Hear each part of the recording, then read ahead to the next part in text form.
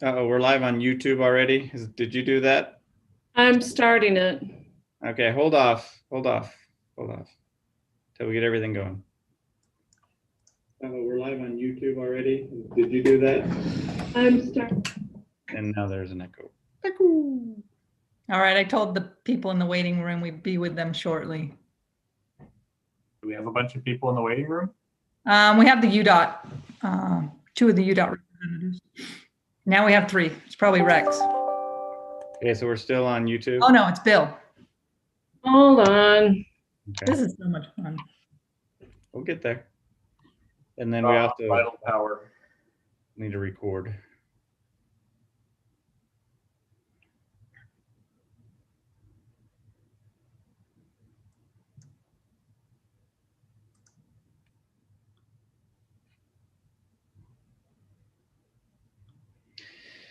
So you 3,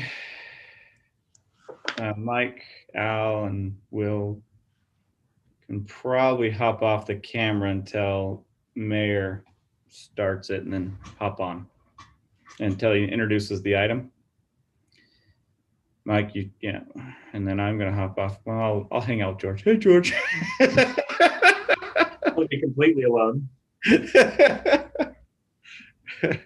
All right, here comes the mayor. You can serenade us with your keyboard again.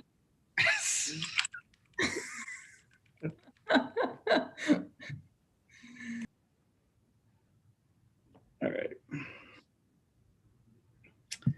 You have 3 UDOT people in the waiting room. And if I'm not mistaken, they'll actually see the waiting room message as well. If you Hey, put Mayor. one up, yeah. Hi. Your camera needs a cleaning. I know it does, doesn't it? Yeah. That Lick better? your fingers first. A little better, isn't it? That's better, isn't it? That's better. Yeah, I was in a meeting on Sunday and I thought, what's wrong here? But I couldn't ask them what was going on, so thanks for telling me. You have Tammy, Bill, and George for your council. No Rob and no Stephanie. I have not heard from either one. Did Stephanie say she was going to be out? And we're still live on YouTube, just so everybody is aware. I see that we're live. Yeah, she said she would be joining, but it's possibility she's late. So this thing's running live right now, right? We are live. And Janet, you might want to hit the record button down at the bottom as well.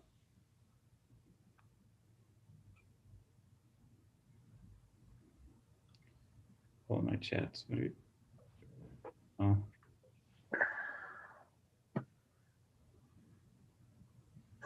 Interesting. We ready to go? She has it recording and it's live on YouTube. You are good to go, Mayor. Okay. Welcome to the Centerville City Council meeting being held December 15th, 2020 at 7 p.m. by Zoom. We welcome all those that have joined with us.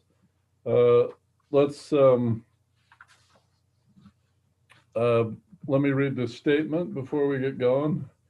In accordance with Utah Code 52-4-2074 of the Utah Open and Public Meeting Act, I have determined that conducting an electronic meeting of the Centerville City Council with an anchor location presents a substantial risk to the health and safety of those who may be present at the anchor location. This determination is based on the facts and circumstances surrounding the COVID-19 pandemic. Considering the continued number of COVID-19 case counts in Utah, meeting in an anchor location presents substantial risk to the health and safety of those in attendance because physical distancing measures may be difficult to maintain at City Hall. Thank you. Let's do a roll call vote. Councilman Ince. Here. Councilwoman Fillmore. Here. Councilman McEwen. Here. I do not see Councilwoman Meekum or Councilwoman Ivy. So, but we do have a quorum. Hopefully, Councilwoman Ivy will join us soon. So we're ready to go. We do have a quorum. Let's start with the prayer thought by Councilman McEwen. Well, as we head into our last city council meeting of the year, 2020, a year that has done a lot for many people in so many different ways and given us some common shared experiences, we're entering into that season, which traditionally in the year we call the season of hope, the season of thankfulness. And as we go into the season, if you've been watching the news, you've been seeing that we've had some of our first administered vaccines in the state of Utah for COVID-19, for some of our first responder healthcare workers at the University Hospital. That's the beginning of a trend that will continue. So our long dark night is coming to an end. It's a good thing to know that as we go into the season where we may still be separated from family members due to the rampant number of cases that are still out there across the United States, that there is an end to this, as there all are to all things. I'm thankful that as a community, we've stayed very strong in our caring and compassion for one another. I've witnessed in various arenas pettiness, profiteering, and just a general disregard for your fellow human beings. But I haven't seen that a lot in our community. I've seen a lot of people trying really hard to help each other out in trying times. And as a community, when we come back out to the same time next year, I think we'll look back and be very thankful for those in our community who have helped in all the ways that they have, from our first responder community to the healthcare professionals that put on their scrubs, grab their mask and head to work, to the librarians who are standing there getting out books with masks on as well in our community, and everyone. It's really hard to recognize all those who've made sacrifices, as we've all done that in different ways. But I am very thankful that in Centerville, we've done our best to weather this storm the best that we could. And with all the other things that came at us as a community, we're still standing strong. Thank you, Councilman McEwen. I second that. Very good message as we head into the end of the year and the time that we think of many other things besides ourselves. I feel we've been doing that all year, as you so well expressed, so thank you.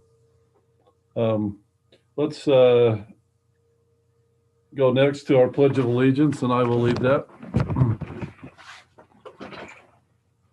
I pledge allegiance to the flag of the United States of America and to the republic for which it stands, one nation, under God, indivisible, with liberty and justice for all.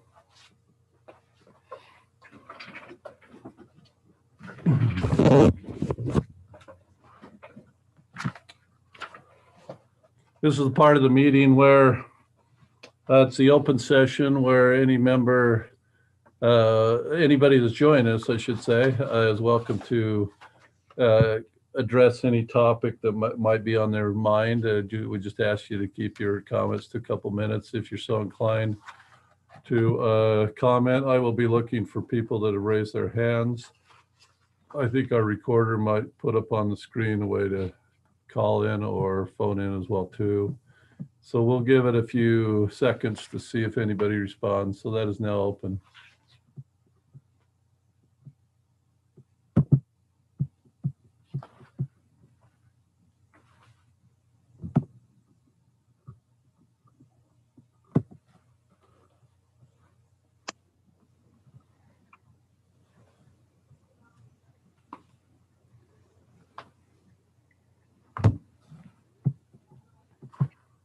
I don't see any raised hands, and I'm not getting any message that anybody's looking to call in. So we will close the open session and we will move to the business portion of our agenda. First on our agenda tonight is a recognition of Chief Paul Child FOP Award. This is a outstanding recognition that he has received.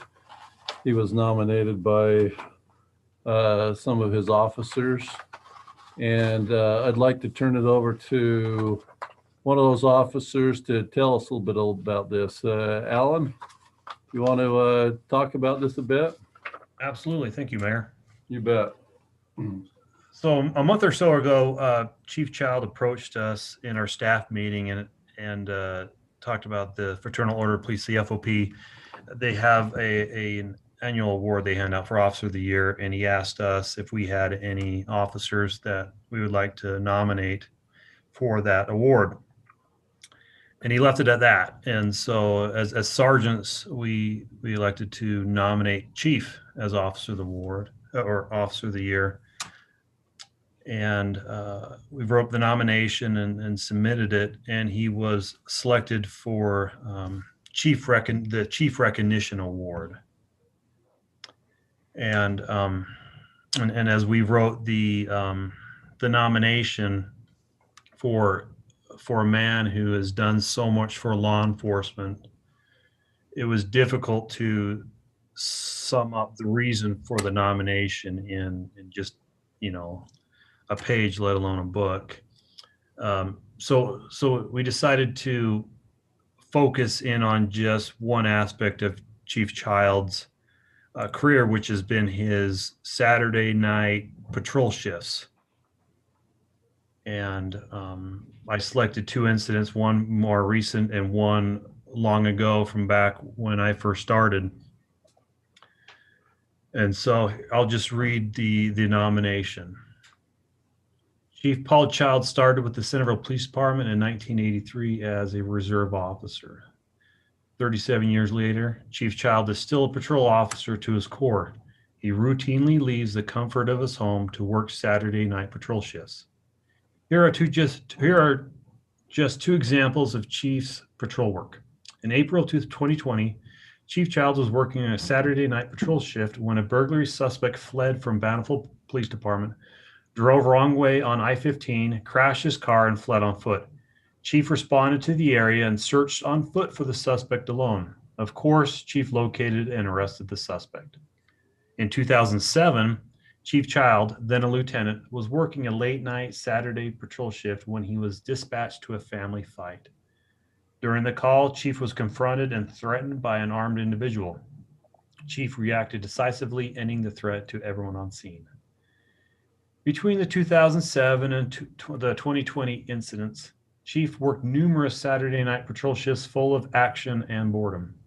A quick search of the department records show recent reports he's written covering hit and runs, unattended deaths, frauds, retail thefts, and many DUIs. Having an appointed salary position, Chief Child does not receive additional compensation for Saturday night patrol shifts. The reason he works them might stem from a desire to keep his tactical edge, maintain his street cred with the patrol officers, and to give him a good perspective and base of knowledge from which to make command decisions. Ultimately, though, we believe he works these shifts because he's a patrolman to the core and has the heart of a sheepdog. Sergeants Ackerson, Dingman, and Brown of the Centerville Police Department nominate Chief Paul Child for FOP Officer of the Year. So I was on that 2007 incident and was amazed that my lieutenant was getting involved with, on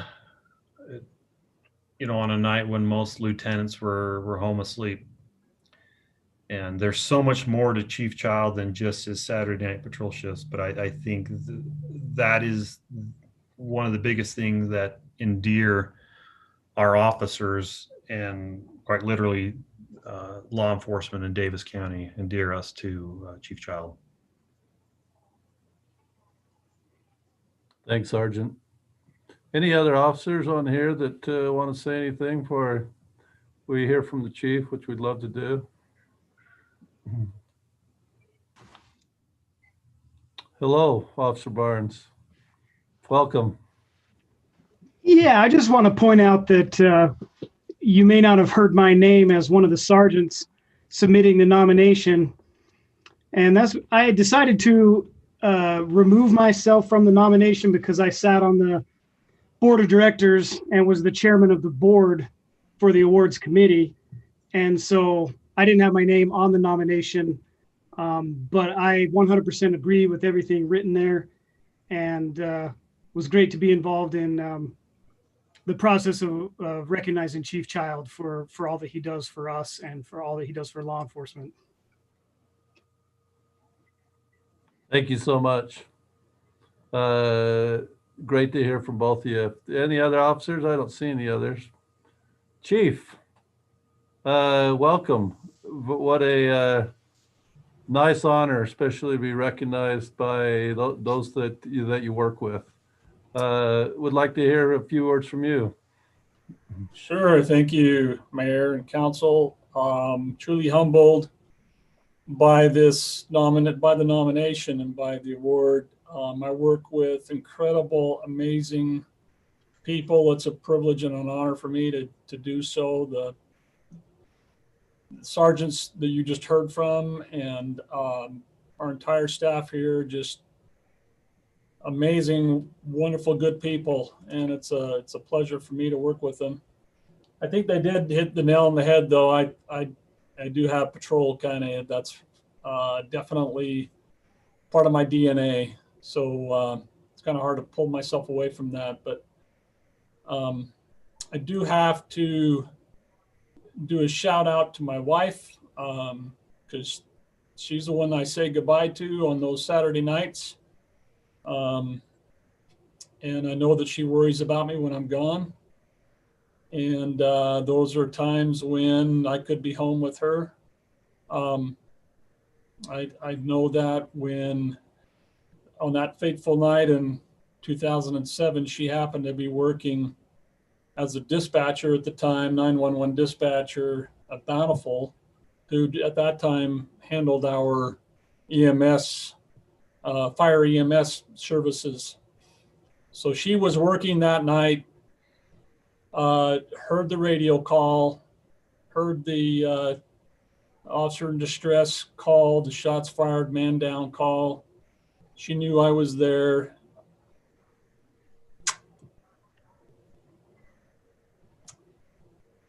And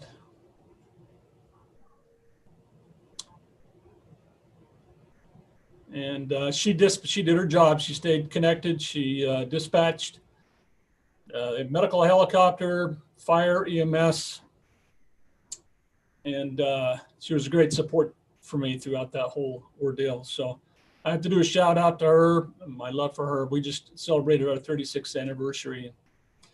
So anyway, love you, Luann. I'm grateful for the opportunity that I have to serve and serve with so many good people. So thank you. Chief, thank you so much. Council members, anything that you'd like to add? Well, I can say it's not a surprise. I'm not shocked at all. I was going to ask, is this your first award of this, or has this been multiples? Because if you have multiples, that wouldn't be surprising either. And I would just say here to everything that's been said, and we're just so grateful for you, and that feel so fortunate to have you as the leader of our wonderful police force. It's absolutely certain that the leadership sets the tone. We have great officers, and we have great officers because of you, Paul. Thank you. It's true. And I have to say, Paul, thank you for taking me on patrol. It was probably the scariest night of my life. When you said, we're going to go on foot patrol now, don't make a sound on those dry leaves. And I thought, how, what in the world? But that didn't seem unusual to you. You were out there in the thick of things, and you always have been. And as I sit and listen to calls some Saturday nights, and I hear Victor One respond, and I think that's our chief. That's our chief. And because you're out there and know what's going on, the rest of our officers are willing to step up to the plate in a way that I don't know that they'd do if they wouldn't feel the same if they didn't have a chief that they knew was right there with them. So thank you. Well, thank you all. Again, thank you so much. And thank you for your support, the council. Our officers feel your support. I feel your support. And that means a lot to all of us. So thank you so much. Chief, we have many staff on as well too. I'm sure all the staff that are on will join with everything that's been said. Since we're going along the theme of the Saturday Night Patrol, some of you may have heard this before, but I remember it was probably a little bit after midnight 3 years ago, and he was coming down 400 West and jumped out of his car quick to see who was causing a disturbance in the neighborhood. And he found me putting up campaign signs. And fortunately, he didn't haul me in. He says, I'll leave you at it. and that's when I first learned that he gets out on Saturday nights. And then I had an opportunity to go on a ride with him as well too, one time, Councilwoman Ivy. So we realized that we'd like to honor you in a different way in person, give you high fives and hugs and shout outs, but we're doing you shout outs on Zoom because this is what we have. And we hope that, as you receive this award, that you receive that same thing. And thank you for all you do. And thank for all the officers. Thank you, Mayor.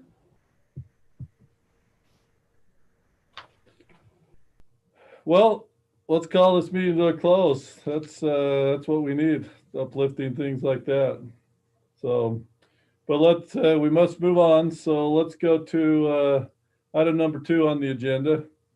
This is the audit report for fiscal year ending June 30th, 2020. And Jake, do you want to introduce this to us? Yeah, so we have 2 here. We'll be introducing the audit report. John Hatterley from Larson CPA will do that for us. And then we have Marcus. But just to let you know, both of them have commitments in other cities this evening. So it may be a little bit brief. If you guys have additional questions, you can go ahead and email me. I can send it to them and we can continue later if need be. So I'll turn it over to John. Perfect. Thanks, Jacob. Thanks, Council, for letting us take a little bit of your time. Like Jacob said, I'm actually trying to do double duty tonight. And it just so happened that I had a couple cities that had to have it done tonight. So apologize for the briefness. I usually like to go into a little bit more detail. But like Jacob said, feel free to reach out to me anytime. I'm always happy to talk and have conversations and answer questions. I don't know if you have a copy of the financial statements in front of you. Jacob, were you going to put them up? Was somebody going to put them up, or do you want me to share my screen? Or Yeah, well, Janet, you should be able to pull that. It's the attachment. There we go. Perfect. If you want to turn to page 15 of the audit report, it's actually page 10 in the actual report. No, keep going. It should be 15 on that. That's your PDF numbers. Yeah, right there. Perfect. All right, this is our standard audit report. So first off, we've finalized the audit for Centerville City as of June 30th, 2020. It was really fun to work with your staff. We had a good time interacting, getting to know them. This was the first year that we've done the audit for Centerville, and it was really good to work with Marcus at Keddington and Christensen. Kind of made our job a lot easier, a lot smoother. So on our audit report, it's pretty specific and pretty standard language. They kind of outline your responsibility and then our responsibility. And the reason why they do that is there sometimes gets to be confusion as to whose responsibility the financial statements are. And they're actually the responsibility of management and you as a city. And then our responsibility is to take your financial statements and then we break it down into the trial balance and then break it down further into smaller sections. And then we test each one of those balances. And we do that through a variety of tests. We do third-party confirmations. We might do recalculation tests. We might be doing predictive tests. We do a number of different tests that fit our assessment of your city, both your risk assessment, the opportunity for fraud, for misstatements in the financial statements. And then we accumulate all those tests and we look at what our results are and make sure that there are no material misstatements in the financial statements. And we believe that our audit evidence that we gathered gives us sufficient evidence to provide a basis for our opinion. And our opinion is in the last paragraph of that page. And it's an unmodified opinion or an unqualified opinion, which means that the financial statements presented herein represent in all material respects the financial position of Centerville City as of June 30th, 2020. If you want to flip to the next page, just for your information, there are certain sections of the financial statements that don't fall under our opinion. And that would be the management's discussion analysis, and then the pension information from the URS, your schedule of contributions, and your share of the net pension liability. Those are required to be with the financial statements required by GASB. And the reason why they're included is because it gives readability to the financial statements, and it gives them a little bit more context. So if you get concerned, you're in the middle of the financial statements and you're getting lost, the management's discussion analysis is a really good place to read about the financial statements. It gives comparative data to last year. It summarizes all the financial data within the financial statements, kind of like a Reader's Digest version of the financial statements. And then there's also supplementary information. There was a single audit this year, which is a federal audit. And then also the introductory and statistical sections. That's considered supplementary. And the opinion on that always follows the opinion on the financial statements, which is an unqualified or unmodified opinion. If you want to flip down to the very last couple of pages, it's on page, let's start on page 122.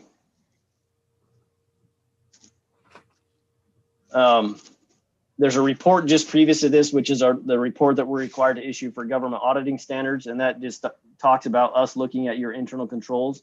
And we do that not for the purposes of giving an opinion on your internal controls, but we do that so that we can formulate our tests and make sure that our risk is assessed at an appropriate level.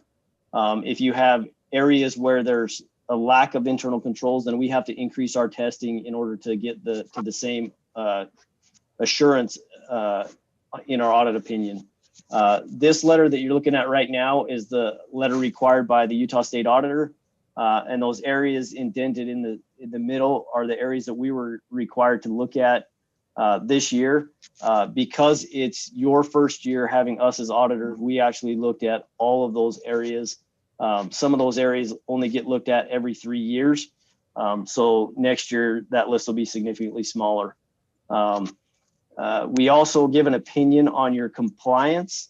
So there's two opinions that we give when we finalize our audit. The first is on your financial statements, and the second one is a state compliance opinion. And you can see at the bottom that in our opinion, Centerville City complied in all material respects with the compliance requirements referred to above. So those areas above. So we look at the state compliance audit guide that's issued by the Utah State Auditor and make sure that you're in compliance with all those requirements. There was one small finding that wasn't material. If it was material, we would actually present it as part of this letter. If you want to flip over to the other attachment, the communication letter.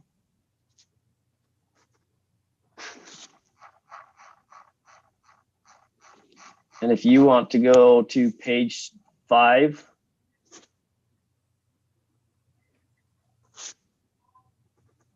I don't know if that one's on there. I can just talk about it while you get there. So the budget compliant today this year was over the park improvement fund. So the expenditures in that fund exceeded budgeted appropriations. And really what the cause of that was, and Jacob can talk about this a little bit more, but the park project that was underway kind of went over what was originally anticipated. And there were some invoices that were received significantly after the year end that they weren't aware about, that we had to pull back into 2019 or 2020, excuse me, that caused that budget excess. So our recommendation is really just monitor things a little bit close. We understand that these things happen. Sometimes they're out of your control, but maybe just give yourself a little bit of leeway, and then just as a council, I would recommend you looking at financial statements, if not on a monthly basis, at least a quarterly basis. And as part of those financial reports, you should be looking at budget to actual. And if there are areas where you see that you're getting close to budget, just keep those in mind. And if budget amendments need to be done, then we recommend that you do that before the close of the year. And then just, Jacob prepared a response, and his response is the city received invoices late in October. So you can tell that it was significantly after year end for work done on the Island View Park that caused expenditures to exceed the budgeted amount. As far as, expecting this to be a recurring problem, I don't think it will be. I'm very comfortable with the explanations that we got. And I talked to Marcus and Jacob about this. And don't foresee this as a problem going forward. Just a couple of things that I'm required to go over. Just remember that estimates are always in the financial statements, and our job as auditors is to identify those estimates and make sure that they're consistent over time, so you don't have large fluctuations of financial data year to year because of those estimates. There were no uncorrected misstatements that we were aware of. There were no disagreements with management. We receive a letter signed by Jacob and Brent that they're not aware of any compliance issues. They're not aware of any fraud. That they're not aware of any litigation that we haven't been made aware of. And the purpose of that letter is really a full disclosure, so that I know when I'm reviewing our the financial statements and our audit work papers, that we're giving the correct opinion, and I know that I have all of the information that we need from the city. So really just a full disclosure for management. Consultations with other independent accountants. If there is a concern, if there's a disagreement, maybe on an accounting principle, the city is more than welcome to go out and consult with a third-party audit firm. And the only request is that we also have access to that same third party, so that we can get together and come to a consensus and then move on with the audit and get it finalized. I think that's it for me. I know that was kind of brief and it was kind of quick. I think Marcus is probably going to go into more of the financial detail, but I just wanted to say I'm really impressed with the management at your city, with your staff. They're very organized. All the information that we requested, we got within a few hours.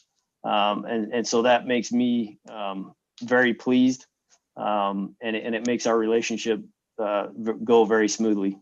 So I appreciate your staff, and I'd like you to just give them a pat on the back when you see them. Don't pat them too hard, because I want them to keep doing a good job, but give them a pat on the back anyways. John, do you have time for a couple questions? Sure. Three things. I'm on various boards, and so a lot of times we get disclaimers that we're supposed to fill out. I've just always been curious, do you do that with city audits or not? As far as with elected officials or various board members, or in relation to whether you're independent and what ties you have. Is that part of your audit programs or not? It is. More than anything, we get that internally. So if anybody that's on my staff has any sort of relation, then we have to disclose that we're not independent, and we wouldn't be able to do the audit at that point. So that's kind of on me. That's something that I have to monitor to make sure that we remain independent. Okay. And the second thing is, we had a single audit done. I know that used to be 500,000, that's 750,000 on federal funds received. Will you explain to all of us a bit more, if there's anything more we need to know on that, to why you did that, and if you foresee that happening in the future? Sure. So what really caused you to go over was there was the park grant, and then also the CARES funding. So once you accrued back the CARES money that you received for the coronavirus, that pushed you over the 750,000. Luckily, the CARES money was not a major program, so we didn't have to test that. Otherwise, your audit wouldn't be done yet. We still have a couple of cities that are hanging out there because they haven't released the compliance on that. But we were able to test the other grant as a major program. So that's going to be applicable anytime that you spend over 750,000 of federal money. And it's not that you receive it, it's when you spend it. So it's all driven off of expenditures. And that's why when we accrue back the CARES money, that money was already expended in 2020. So we had to include that in our single audit. But that only occurs when you get federal money and you spend the federal money. As far as happening in the future, it really depends on your city and how often you guys will receive and spend federal money. Some cities it's an annual thing, some it's every 5 years. So it really just depends. The single audit was very clean. It was quick. We really didn't know until the very end of the audit that we were actually going to do a single audit. And when we did, it was actually very efficient. We got all the documentation for all the expenditures right away. And the Marcus helped Jacob prepare the schedule of federal awards. So it was a very clean audit. We didn't have any issues in the single audit that we would report to the federal government. Thanks. I just wanted that clarification for all of us. Council, Any questions for the auditor or for Jake? And Mayor, we will be doing a single audit this next year. We're already planning on it. Okay. Doesn't sound like we have any comments. John, I would just like to, in being involved in this process, not so much anymore, but in the past, I know that when a new auditor comes in that it can be a pins and needles time for the staff. And so for Jake and his staff to be able to go through this and get a clean report is very good, because that changeover generally in that first year, there's eyes are heavier on it than after somebody been auditing something for a while. So we appreciate that. Yeah, likewise. We really appreciated working with your city. All right, thanks, John. Jake, anything else? Okay, thank you. No, I want to thank you, John. Yeah, it's been a good process. I've enjoyed it, and the staff has had a good time with it, believe it or not. So thank you. Boy, that says something when you can enjoy an audit. That's awesome. Yeah, I mean, it was smooth. I didn't get any complaints from staff like I usually do. Okay, great. All right. Well, thanks again, and I'm going to bug out. Do we need any sort of motion to accept the audit report, or by signing it if we accepted it? I think just by signing it, you accept it, or by the presentation, you've accepted it. Okay, great. Just didn't want to miss it if we needed a motion there. All righty, thank you. Thank you, guys. Thanks. Appreciate you coming in. Yep. All right, let's go to item number 3. This is a bid award for the storm drain replacement project, 20-100. Kevin, Mike, who wants to chat with us on this?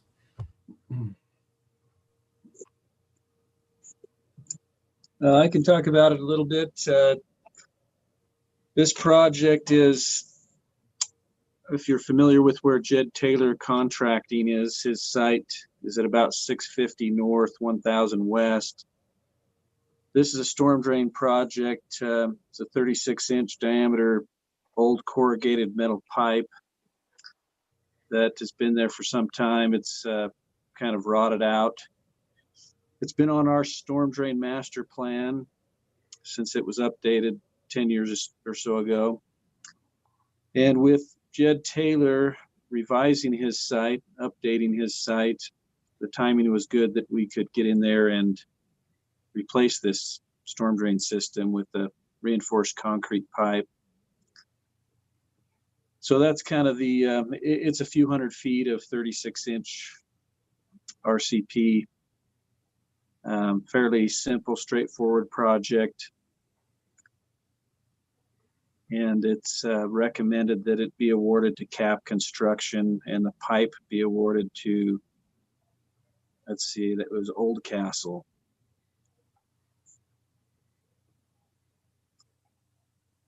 Yes, that's correct.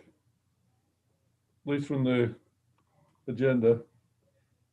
More Kevin, or council have any questions for Kevin? Kevin, is this one entirely our responsibility, or do we share some of it with the state? This is a city-owned system that runs from 1000 West up along the north property line of Jed Taylor's property, and it stubs to the UP right-of-way fence. And so it is entirely owned by the city, and it is our responsibility. Jed is paying for his own improvements on his own site, such as the detention basin and the oil water separator. But the large diameter pipe is owned by the city, and it's completely our responsibility.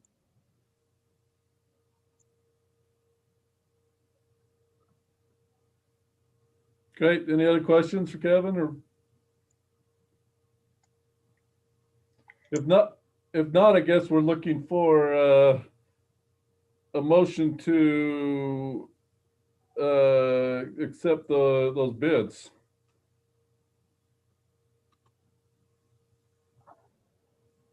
I would make a motion that we approve the award of the bids to, I need to back up.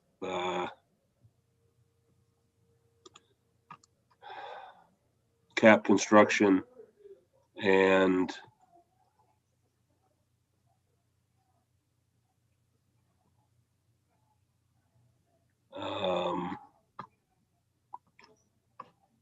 Oldcastle Infrastructure. oh yeah, and Oldcastle Infrastructure. Thank you. I couldn't get back to it. Do you want to state the amounts? 70,406 for CAP and 19,266 for Oldcastle. Yeah, I've lost it, so I couldn't come up with the numbers. I'll second that because those are the numbers. All right, motion second. Further discussion? All in favor, aye? Aye. Aye. Do we need a roll call? roll call? Well, you got to do a roll call with the amount. I just realized that. Councilman Ince? Aye. Councilwoman Fillmore? Aye. Councilman McEwen? Aye. And Councilwoman Ivy? Aye. That passes 4-0. Thank you, Kevin, and looks like Mike might have been on here as well too. So thank you for both of you, and anybody else I'm missing. And it's nice to get some of those old ones off our list. So they've been there a long time. Thanks. Yes, thank you. All right, let's move on. It's item number 4. This is the UDOT right-of-way contract to purchase property for West Davis Corridor. And looks like we have a representative from UDOT. Is it Rex? Are you going to talk to us? I am. Okay, Yeah, I'd like I to. had Wendy, but Rex, great. We do. We also have Wendy Hanson and Diane McGuire is here with me tonight. But I'd like to thank you, Mayor and Council, for letting us come and talk with you tonight. I don't want to take a lot of your time, but I want to thank you, your city, your staff, Kevin Campbell, Randy Randall, also the citizens of the city. We've gone through a long process that started back in 2009. It's been 11 years since we started an environmental document that talked about this West Davis corridor and alignment in the western half of Davis County to provide access and service to the citizens of Davis County. And we're finally to the point where we have a contractor now that we've hired.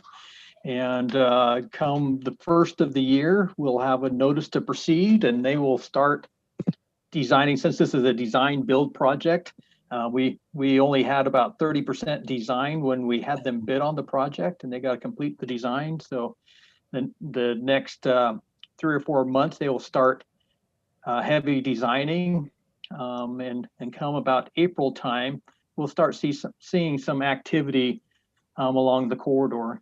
The corridor is basically a 16-mile long project, starts here in your city and runs all the way up to West Point City to the north. And the project cost, the construction wise, we're going to be spending about $500 million in construction on this project. And so it's quite a huge project, be the largest project in the state going on for the next year or two. Really big project. And as part of the project, we've been purchasing right away. It's unfortunate that oftentimes when you build projects like this, that you need to buy right away property from people. And the city is one of those entities that we need to purchase property for the project. In fact, on the entire corridor, we're going to be spending over $130 million in right away purchasing for this roadway. So it's a lot of money involved. We take what we do very seriously, and we know that we have impacts that we create not only to the communities, individuals, to cities, and we take that role very serious as we do that. And as part of that, we do have property that we are buying from the city. And I think that's part of the reason why we're coming here tonight to talk about that, to finalize the contracts for that. Of course, we have to have all the right of way purchased before we can do work on that. And so we've been feverishly buying right of way for the last actually for many years, but more seriously for the last couple of years to buy all that property that we need to start work on this project. And so we're down to the last part. We're probably about corridor wise, probably about 90% purchased on our properties, and we're just buying the final amounts that we need to be able to get the contractor going. As I mentioned, part of the questions might be, when will we see work in Centerville? I don't know exactly yet. We'll let you know exactly when we know. We haven't got the formalized schedule from them, but roughly speaking, they've told us some of their focus for this first year is to build what they're calling a backbone, a haul route, which is along the corridor that they can haul material to the north. And most of this work will be on the west side of the freeway heading north. But there's a lot of earthwork and fill that they'll be doing here, starting between April and probably August. And probably the work that I'm guessing the work that will be started in the Centerville area, we probably will not see until later this summer. But as soon as we know what that formal schedule looks like, we'll let you know, and we'll make sure that we're on top of it and get notices out to people when we start seeing impacts. Of course, the frontage road along the I-15, where we're purchasing property from the city, is where we'll see impacts as it heads up into the Farmington area, and then we'll have ramps that cross over I-15 as it starts onto our corridor to the north. But that's a basic rundown of where we're at, but we'd like to answer any questions. We do know that the city has had concerns about and citizens along the corridor. We know the I-15 kind of creates kind of a barrier or dam, so to speak, as water from the east travels to the west, and water has to pass by I-15 and through our project. And we are very aware of the concerns, and we've been working, as I said, with Kevin and Randy and the staff. We understand and know where our drainage issues are, and we'll be focusing on them. We've already met with the contractor to let him know the city's concerns. And we've been working diligently to be able to have the requirements they need to make sure that the needs of the city and the citizens in terms of drainage or other issues and impacts for the city are taken care of. But with that being said, if you have any questions for us, we're here to answer them and do whatever we can to help out. Rex, since you're going to be out here anyway, can you speed up and do at the same time do our interchange? Yeah. Oh, which interchange? The one that's coming straight off out. Centerville, our interchange coming off the freeway. I'll put in a good word to see what I can get done for you. Doesn't hurt to ask to speed it up. Yeah, I think that we all probably want to ask you some questions, but Lisa, have you looked over this contract? Anything you have to tell us on it? And then we can ask you both questions. I just want to let UDOT know we appreciate them. They've got a great team working on this project, and we certainly appreciate their patience with Centerville. We did have some concerns about the drainage, as Rex Harris has mentioned. And so we were able to work with UDOT to get some language added to the right-of-way contract that they will handle the drainage that's impacted by any of the improvements that they make, and that they will also restore any of the city's landscaping. There are some questions because they're taking a portion. It's sort of a minimal take, I guess, for Centerville's property. They're actually purchasing fee title to about 10,000 square feet, and then an easement over about 5,800 square feet. And so they have put some language in the contract to work with us on, making sure that we get that drainage swale accomplished the way we want it. But I think that, yeah, we're satisfied with the contract, and want to support UDOT in their efforts of constructing the West Davis corridor. Thanks, Lisa. Council, questions for Rex or Lisa or Diane or Wendy? I'm assuming that, yes, they will be restoring the sound barrier. What do you know how that impact is going to be and how long it will be between when it comes down and when you might have it restored? Both good questions. The good news is that all the present noise wall that you have along the corridor remains.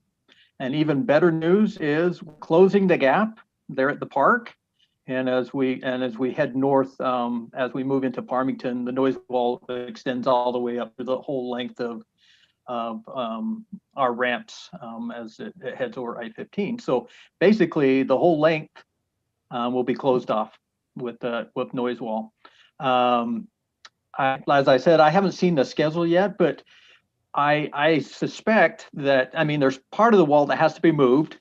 Some of the wall remains and we don't touch, but some has to be moved and some of the new will be built.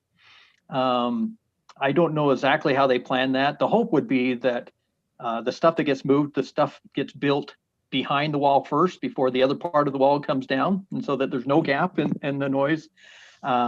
But I suspect that's how they do it, but I don't know for sure yet. And as I said, as soon as we know kind of what that schedule looks like and all that, we'll get notices to the city so that the city can, our public involvement people all can get information out to the residents and all that, so they will know what to expect when that comes. Have you ended up in the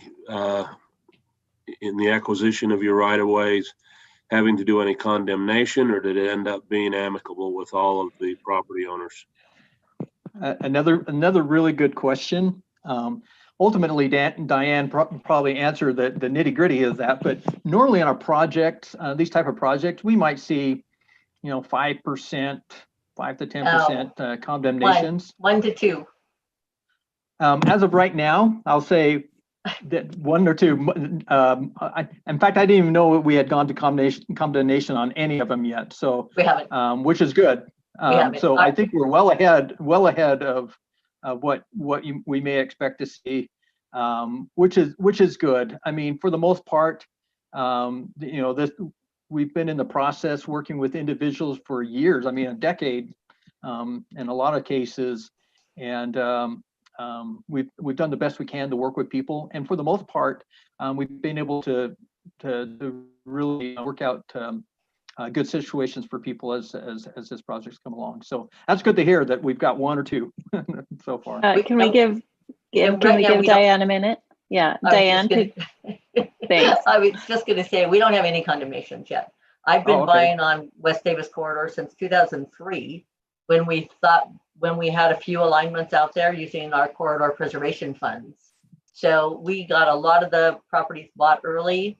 Same with Highway 89, and when we just started with the funded project, most everybody is very ready for a new roadway to come in other than I-15, because all of us that live north of Farmington pretty much are stuck if the roadway is shut down.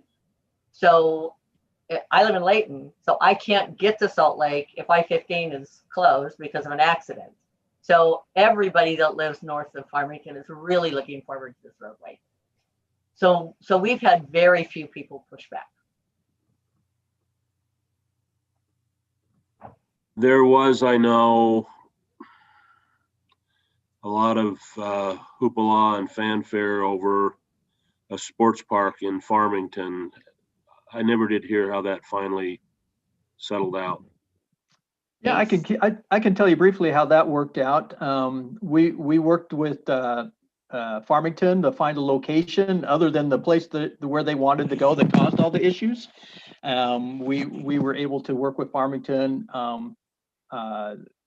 purchase property for them and compensate them for the impacts that we were creating on the park that they had.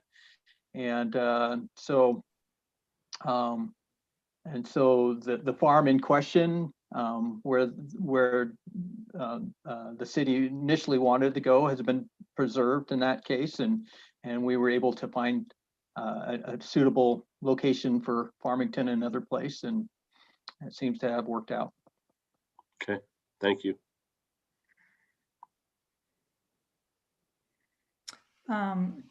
You can ask more questions. I just wanted to suggest you do have before you a motion to approve the right-of-way contract, but in that motion, if you could also authorize the mayor to accept and sign any required recorded documents such as the deeds and the easements, which are also in your packet.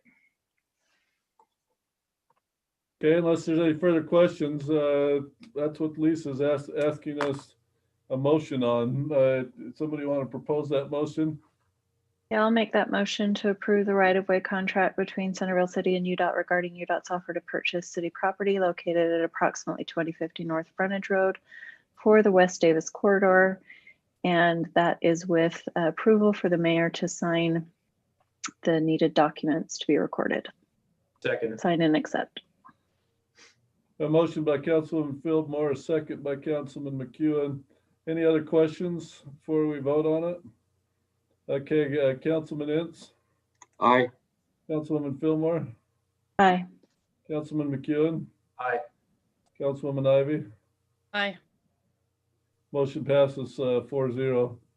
UDOT, thanks for joining us. Anything else we need to know? Thank you. I think we're good. Thank you very much. Merry Christmas to you, Lisa. You're back on screen. Anything else we need to know? No, just thanks again to the UDOT team and Diane and Wendy and Rex for working with us. And she has a direct line to us. Got the bat. We appreciate her. That's a nice way to put it. We do too. We're glad that she's checking out your contracts. Exactly.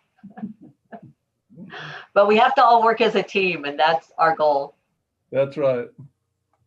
So we're looking then next summer, huh? This coming summer, yes. Okay. You'll see work start. Yeah. Good to know, so we can advise our city. Thank you. You're welcome.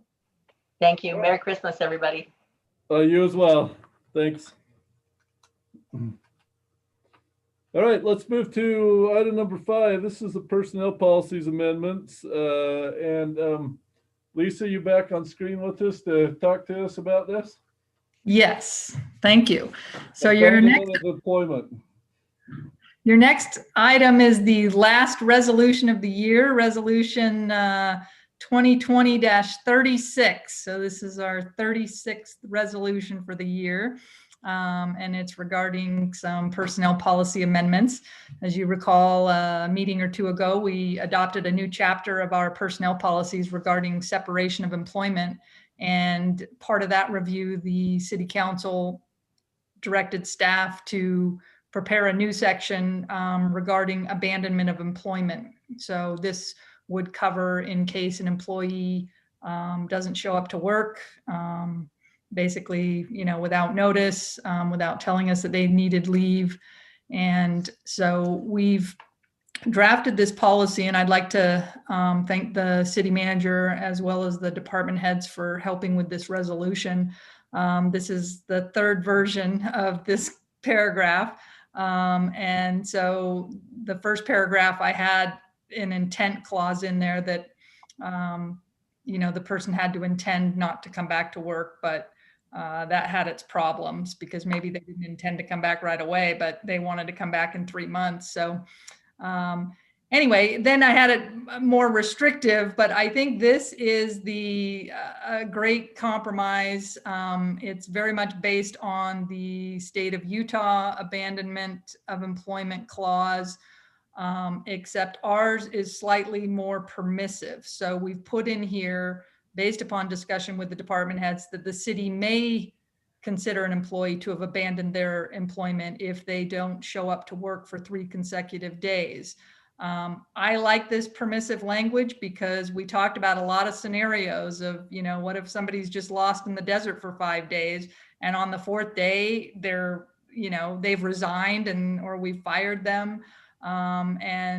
Particularly in public employment with our retirement system, I think this is a good way. If, the city can decide when, at what point we want to sever that employment relationship. And we would do that by sending a letter accepting their resignation to their last address.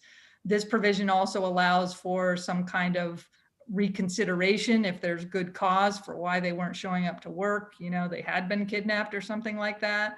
And so anyway, there's a lot of scenarios that can happen, and I think this is a good compromise, and hopefully the council sees so as well. I've been providing legal services for the city for, a long time, maybe 28 years. And I don't recall a city not showing up for employment or having to use this kind of clause. And I hope we don't ever have to, but I do think it's a good idea to just have one in this chapter. So that is the ordinance. So staff's recommending approval of resolution 2020-36. I'd make a motion to approve resolution 2020-36 as presented. Second. Motion by Councilman Entz, a second by Councilwoman Ivy. Any further discussion on it? I think it's really nicely worded. I like the leeway that it gives the city to deal with extenuating circumstances. I think you've done a great job. Thanks, Lisa. Well, thanks. It was actually Chief Child's idea to have it permissive rather than mandatory, that if they don't show up. I think he came up with that language. So anyway, it was a team effort, but thanks. And thanks for the Christmas gift too. Not asking any questions. That was great. Okay, let's come up with some real hard ones then. All right, let's vote on this. Councilwoman Ivy. Aye. Councilwoman McEwen. Aye. Councilwoman Fillmore. Aye. And Councilman Entz. Aye. That motion passes 4-0. Thank you. All right, let's move to item number 6. This is the recording secretary contracts. I move we accept the recording secretary contracts for Connie Larson and Katie Rest. I'm glad we have them. Brad, did you need to say anything or no? I fully support Councilmember Ivy's motion. I'll second it. Just to let you know, Mayor, the amounts have not changed. They're same as last year. This is pretty typical every year. So. Okay. We have motion by Councilwoman Ivy and a second by Councilman Ince. Let's roll call it. I'm never quite sure. Councilwoman Ivy. Aye. Councilman McEwen. Aye. Councilman Ince. Aye. Councilwoman Fillmore. Aye. Thank you. Item number 7, this is the acceptance of the minutes. As you recall, we had the November 17th meeting come back to us because we didn't have it before, and then also the December 1st meeting. Do we have any recommendations to change either of those minutes? Motion to accept the minutes as recorded. Second. We have a motion and a second. All in favor, aye? Aye. Aye. Opposed? All right, item number 8. Now, I don't have any city council person identified here, so it's your last chance in 2020 to report anything that you may want to report from any of the 4 of you that are here with us tonight.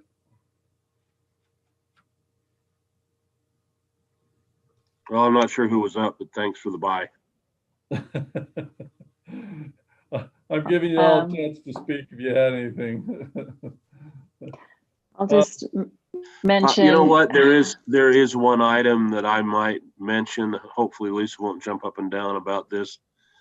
I don't know about others.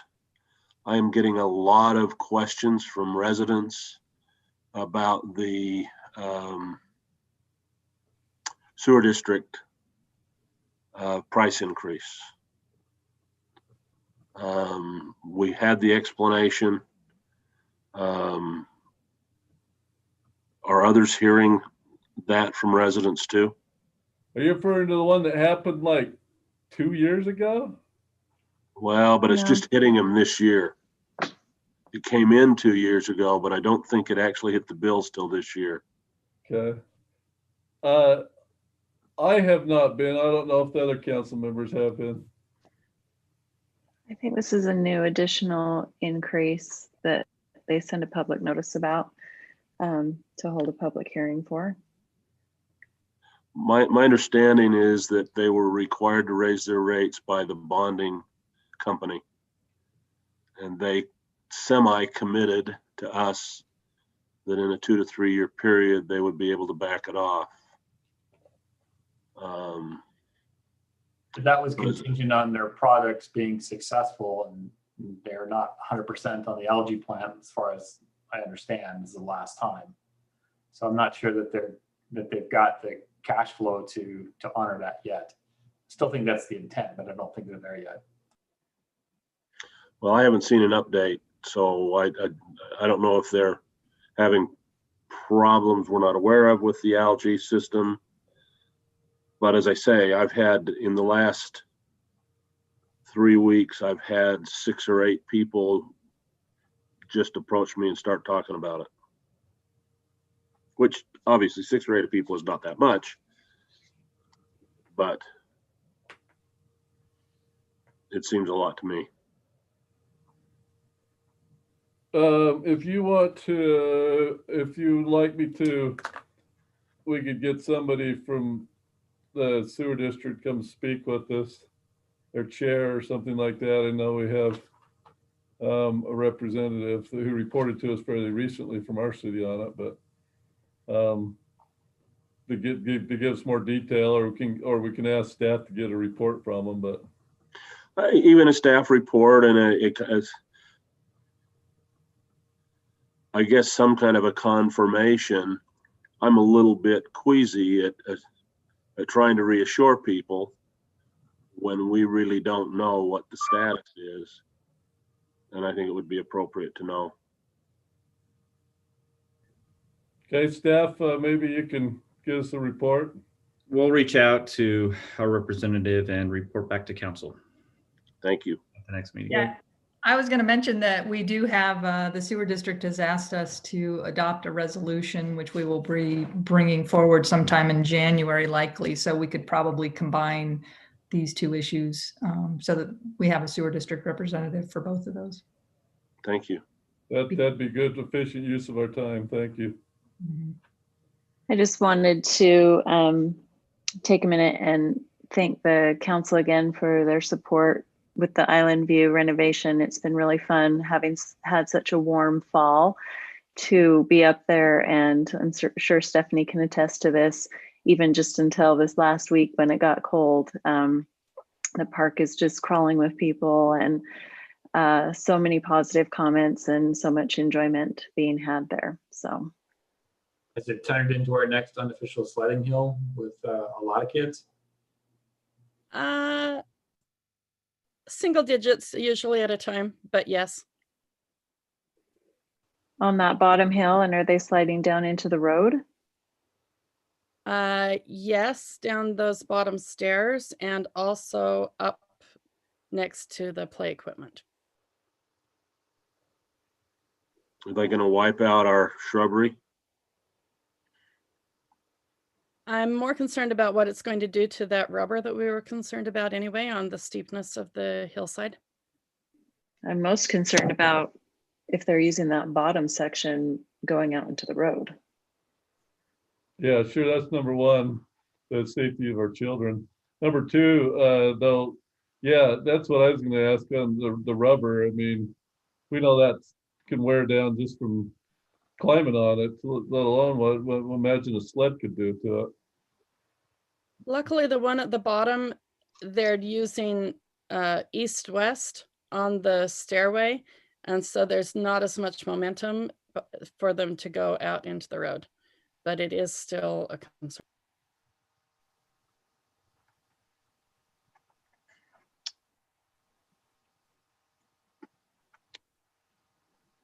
Well, I mean, how should we assess that if we need to? The road is my greatest concern, and I imagine there would be possible safety things that we could put in place. Maybe some metal bars or poles or something at the bottom there if needed. So if staff could maybe think about that and give us a suggestion for how to just even assess the level of problem and risk that is there, if any. We have discussed it internally, including Lisa Romney, Bruce Cox. We have discussed this item, I don't know, a few months ago at this point. There are some items, things we can do, but there are some legal items we probably should avoid. It's a little more complicated, but we will look into it and come back. Well, yeah, the first step is to assess what the risk even is, right? What's going on, especially down by the road area. And we've been monitoring it and discussing what our recommendation might be. All right, thank you. Thank you. That was a highlight of the year. And when Councilman McEwen gave our thought to start off, that's one thing that we have to be grateful for, that helped out citizens this year. So thank you, Councilman Fillmore. Any other comments from council? Great. Well, we will move on to item number 9. This is the mayor's report. First off, in your packet, I had a resident contact me about these transfer switches in lieu of our recent windstorm and power being down for so long. These transfer switches that, and I'm not promoting any particular company here. This was just the example that was sent to me that's in your packet. Where you can put this, this can be put right on your power box, and then you could shut down certain in your breaker box, and just leave your furnace running and freezers and that type of thing, rather than having to drag cords throughout your house. This was brought up to me. I sent out an email to the the chief about it and Corey, and the chief said he bought one years ago from Ernst and put it on his house. Then I talked to Bruce later, and he said he was doing something similar to this. So anyway, I just wanted to bring it to your attention. I told this resident I would. I don't know, you know, this is if this what you do with this governmental wise, or if you know we just it's the information just out there for our residents to know about it. You know, with in lieu of the most recent power outage that we had. But anyway, maybe some of you have seen this before. Oh, Councilman Entz, I guess send it to you too as part of the emergency committee. But anyway, I just wanted to show that to you. Have any of you had seen it or had any experience with it? I have one. I don't have this. I disconnect and then plug in through 220 for some exterior service for my swimming pool. So this actually, I think, could probably be safer. I was not aware of this till you sent it. So anyway, just get concerned that we call on our people to be prepared as much as they can personally for these things and not always rely on the government to help them out. So just wanted to bring it to your attention. I was appreciative to the resident that contacted me. We talked about it and I asked him to send it over. So anyway, that's the first thing. The next thing is fire district meeting yesterday. The new chief appointed another deputy chief, in addition to Dave Powers, who was the deputy previously. So there's Dave Powers and now Greg Stewart. He's a battalion chief that has been moved to deputy fire chief. So he informed us about that. The next thing was yesterday, I attended by Zoom a LPC meeting, kind of the first of the LPC meetings before the session starts in January, kind of a preliminary. Talked about a lot of different things in it. I had to cut out right near the end to go to our annual COVID meeting with the county, but and then the fire district meeting. But we talked a lot about housing.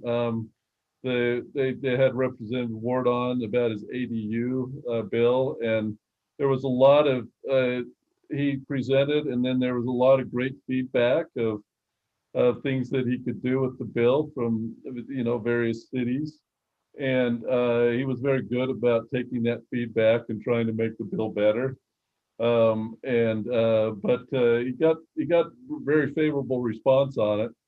And then there was a second thing that they presented, state of the HBA update, Home Builders Association update from Executive Officer Paul Ray, which met with mixed results. They would do a survey, and maybe I could just read this statement quick. NWHBA continues to lead the fight on the Hill with 6 of our members being members of the state legislature, including the Speaker of the House, Senate President, and House Majority Whip. We're working on legislation this year to completely modernize plan checks, building permit approvals, and inspections. Most cities are good to work with, but we do have many that do not follow state law on turnaround times for plan check approvals and building permits. We have decided to allow a plan check that is stamped and certified by an engineer to bypass the city review. We will allow the builder to hire a third-party inspector to complete the inspection instead of waiting several days for a city to schedule one. We're also restricting what type of building ordinances that can be implemented by a city or county. It will be limited to health and safety. Aesthetics will not be allowed. Gone will be the days of requiring rock and brick, pitch of a roof, what color the door is, and other things that should be up to the buyer. I am tired of government redlining neighborhoods to keep lower income families out. I have been working with a roundtable in Washington, D.C., created by President Trump and chaired by HUD Secretary Ben Carson to make housing more affordable. We believe that by limiting the role of government and especially elected officials who try to discriminate against families based on social and economic factors, we can decrease the cost of housing and again, make the American dream attainable to all citizens.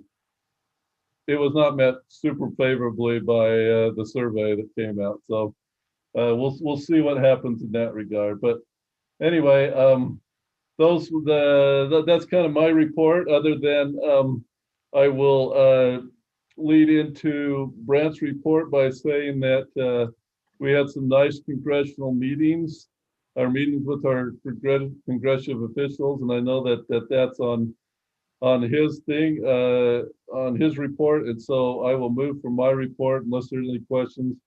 I did have one question / comment backing up. Yeah. Was anybody else put off or offended by the comments from the mayor of Salt Lake that it's unfair that other cities are not doing anything to work on the homeless situation when we are all being assessed without ability to affect that assessment in the homeless situation? And maybe somebody could remind the mayor of Salt Lake that we are doing something because we are making substantial contributions. I have not had any mayors respond to me, but I'm sure there is probably some people that have been put off by that, Councilman. Okay, well, and maybe I should just send our legislators something asking them to get to word to her and to remind her that she's getting a significant amount of money from others and that there are other cities participating as well. I think that's a good idea. Most of us were quite chagrined by the assessment that we got that came mid-year with no budget advisement. Bill, do you remember the amount of that assessment? It's about $18,000, I believe, isn't it, Brant, this year? We just looked at it. Jacob would actually, I don't have the number right in front of me, but Jacob may. I thought it was a little bit more than that. I think. Yeah, well, I'd actually love maybe just a brief summary report about the assessment amount, and then that amount in context of the big picture of who the money is going to, what the programs that are being run cost, if the assessment is intended to cover all of those costs in total, or what the other income streams are to meet the needs of the programs that are being run. I will conclude with, just so we avoid getting in too much of a conversation, that I think that's a fair ask, Councilmember Fillmore. I don't think anybody's really asked what, any program performance measurements. I don't think I've ever asked that question. I think that's an interesting, you'd think they would have to provide a report. So as staff will reach out and find out. But to your point, all cities in Utah, even little old Ephraim, contributed $8,000 a year to homelessness in Salt Lake City. So, I mean, it's interesting. Yes. Anyway, okay, thank you. We will work on that. Thank you. Councilman Entz, I appreciate what you're saying. I think that, we have one of our senators. I don't know that she would listen to him as much as maybe one of the other congressional or one of the representatives in her district. Yeah, I can understand that. Yeah, but yes, I like that approach that we're looking to take on that, because we all are helping. You're correct. So, anything else? Okay, Brent, we'll read into your city manager's report then. Great. Thank you, Mr. Mayor. I do have a number of items I just would like to go over. A lot of them are just informational, just to give you an idea of what we are working on as staff that you'll see in upcoming discussions. Been working with Cameron Woodbury on the drainage side. We've been looking at, we've got all these awesome bike eater storm drain grates throughout the city. We had a complaint from one resident this past year that was a serious issue. We did replace it, but Cameron and I have been meeting to discuss replacement of all of our bike eater storm drain grates that need to be replaced, and Kevin's also helping out with that project. So we'll look at a 3 to 5 year replacement. I can't remember. I believe the total cost to replace them all was around $60,000. So we'll be trying to phase that in. But we'll report that to you when we discuss our next upcoming budget for FY21.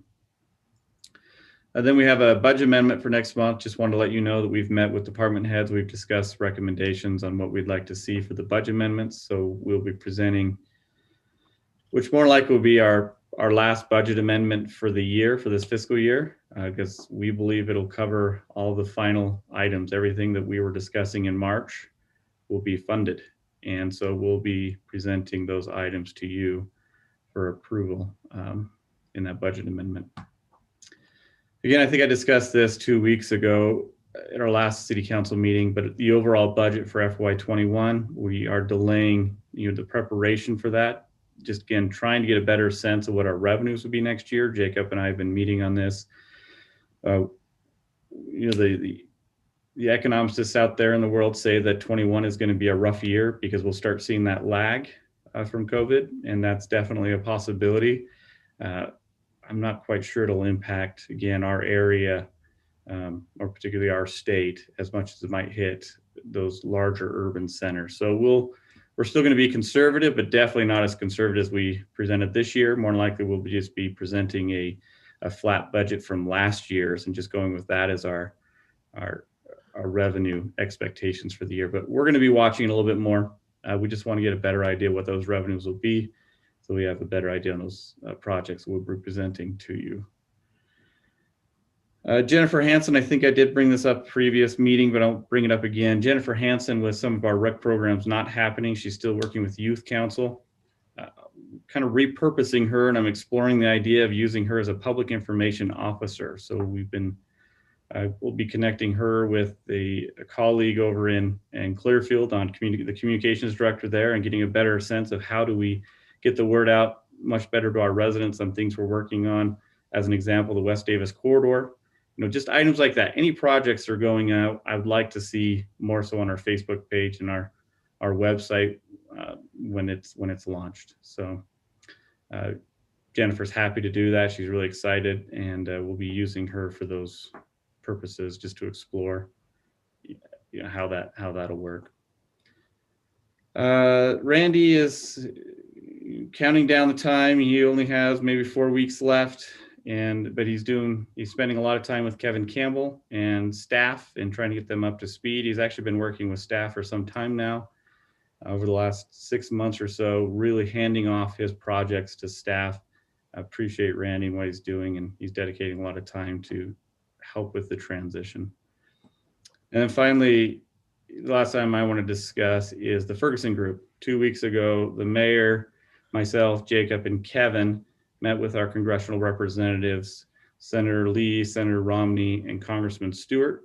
The purpose of the call is to introduce who Centerville is and our projects. The draft federal agenda that we presented to you as council a few months ago, we presented that to our representatives, our members, but we went into 3 specific projects that we're looking for funding. And those 3 projects are, and Kevin, you can correct me if I'm wrong, but the water tank up on the hillside as a need. I believe it's estimated at 1.2 million. Oh geez, Kevin, I don't have it in front of me right now.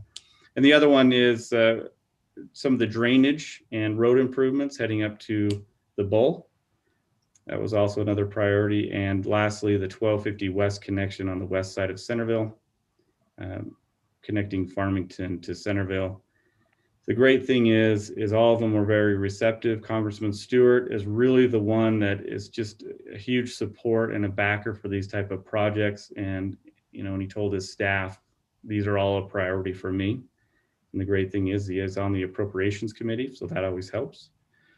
But the response was great. We really enjoyed getting to know him. Senator Romney was kind of an interesting one, as he wasn't quite sure how these meetings go and what our ask was.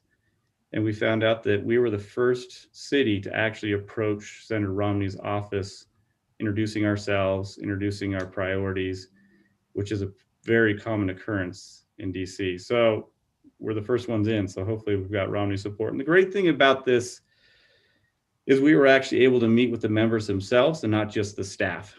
Sometimes you just actually get the staff and not the member. At this time, Zoom, I'm telling you, there are some benefits of Zoom.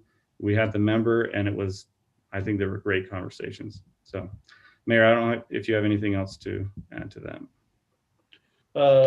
I just want to, and then piling on to what you just said right at the end, it's pretty incredible to be able to get the member plus his staff for all 30 minutes. In all the times I've been back to DC for CPA stuff, I don't think we've ever got the member and the staff the whole time. And in these meetings, we had Senator Lee, Senator Romney, and Congressman Stewart for the full 30 minutes. And I think your report, Brant, was right on. I mean, they're very, very receptive. Congressman Stewart, he was really right on top of it. So they were good meetings. They were really productive, really good. And I hope that in the discussion of Up to the Bowl that we're also preserving the water recharge for our wells with that. Yeah, so that's a big part of it. If I had it open, I apologize, I don't. But Kevin has an engineering drawing.